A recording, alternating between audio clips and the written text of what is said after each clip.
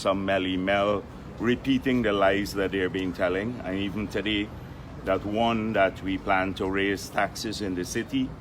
The fact is that we don't plan to raise rates and taxes in any area across the country controlled by the People's Progressive Party administration or council. The second thing is, I think they want, Christopher Jones started this thing about the ghetto and the PPP improving these areas, investing in infrastructure and better facilities for the purpose of taking away land from people. All morning I see them busy saying to people in Alboystown and other areas that the boulevard was not for you, it's for the big business community because they'll take away your land and give it to big businessmen to build skyscrapers and do all sorts of things. Another lie, because, and it points out to the desperation of APNU. They had to fabricate these lies. The fact of the matter is that those are transported land. They're transported land. We have never, ever, in any part of this country, taken anyone's land because they owed rates and taxes, particularly small people.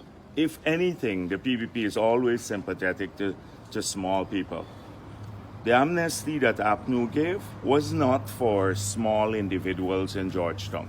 It was for the business community, the amnesty on rates and taxes, and it was a scheme for corruption. I've been on the campaign trail as saying this, that if you owe $50 million in back taxes, and those were the big businesses, you'll pay $2 million to the city council, $2 million to some of the councillors who are arranging the deal for you, and then you got $46 million waived. We know of many such instances, people told us. So APNU had to drive fear because of what's happening in the city. I'm not making predictions, it's up to the voters. We ran a campaign, but one thing we have already proven to this country, clearly, that the only national party, the only multiracial party in this country today is the People's Progressive Party. We have already made that point, proven it tangibly.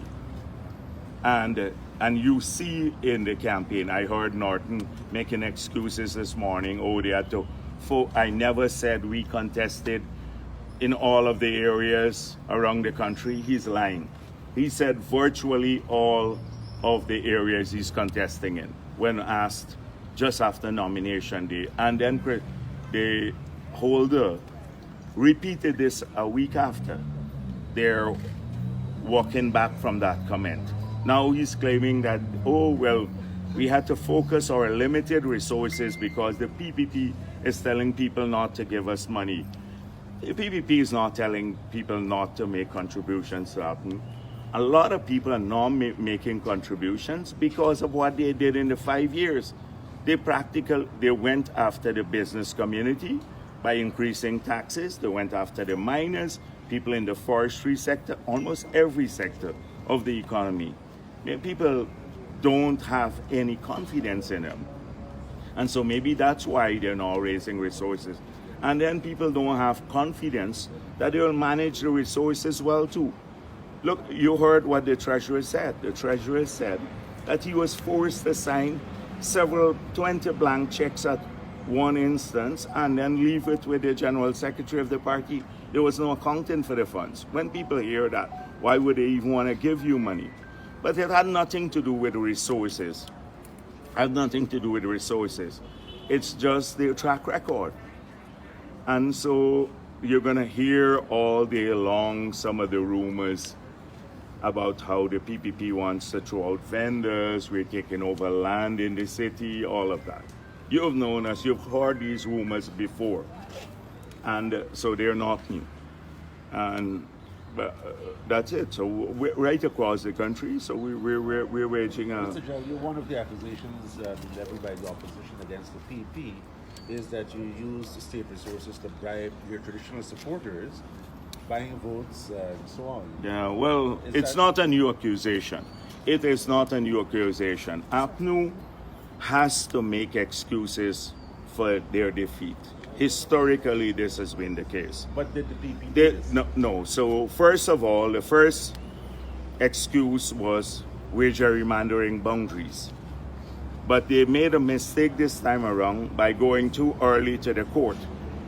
They could have leave that for after the defeat.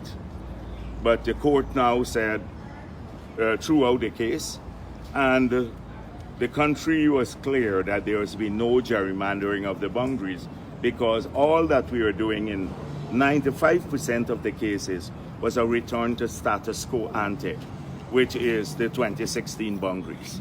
That can change in 2018. That's one. So that excuse has disappeared. But they still repeat it.